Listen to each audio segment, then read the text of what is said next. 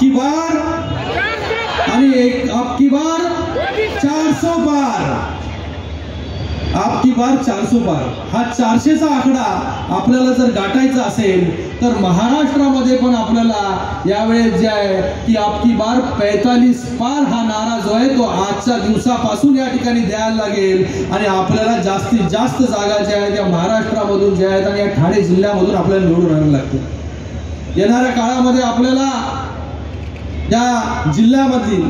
सर्वच्या सर्व महायुतीच्या जागा ज्या आहेत त्या मोठ्या फरकाने आपल्याला निवडून आणायचं, त्याच्यासाठी आपल्याला काम करायला सुरुवात करायचे, काम आपण करतोय।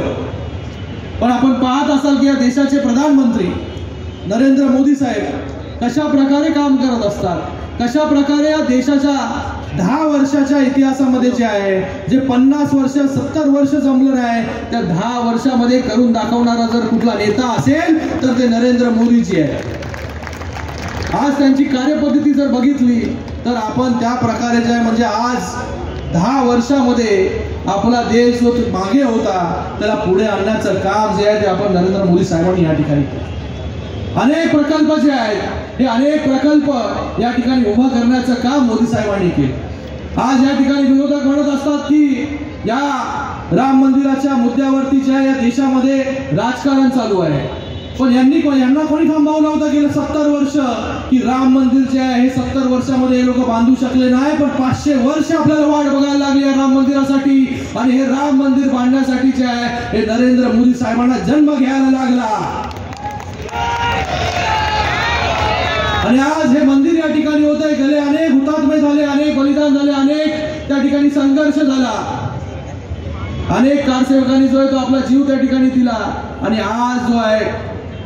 हे राम मंदिर त्या ठिकाणी उभं राहते। आणि त्याचबरोबर हे राम मंदिर करत असताना हे या देशामध्ये जे राज्यामध्ये राम राज्य आलं पाहिजे त्याच्यासाठी नरेंद्र मोदी साहेब त्या ठिकाणी काम करतायत, दिवस रात्र त्या ठिकाणी काम केलं नाही की स्वच्छ भारत अभियानाच्या माध्यमाने जे आहे ते प्रत्येकाच्या घरामध्ये टॉयलेट बांधलं पाहिजे, एवढी छोटीशी गोष्ट की मोदी साहेबांना यावं लागलं आणि प्रत्येकाच्या घरामध्ये शौचालय द्यावं लागलं। आज महिला या ठिकाणी मोठ्या संख्येमध्ये उपस्थित आहेत, या ठिकाणी त्यांना कधी वाटलं नाही की प्रत्येक घरामध्ये जे आहे ही त्या ठिकाणी गॅस गेला पाहिजे, उज्ज्वला गॅस जे आहे ते प्रत्येक घरामध्ये त्या ठिकाणी नेण्याचं काम जे आहे ते मोदी सरकारने या ठिकाणी केलं। अशी अनेक कामं जी आहेत या ठिकाणी इन्फ्रास्ट्रक्चरची कामं असतील, आपण MMR रिजन मध्ये राहतो, या ठिकाणी MMR रिजन मध्ये जे आहे रेल्वेची कामं असतील, इन्फ्रास्ट्रक्चरची कामं असतील, हे देखील एवढा निधी जो आहे तो कधी या MMR रिजनला मिळाला नव्हता, तेवढा निधी जो आहे तो या MMR रिजन मध्ये मिळाला आणि मोठ्या प्रमाणात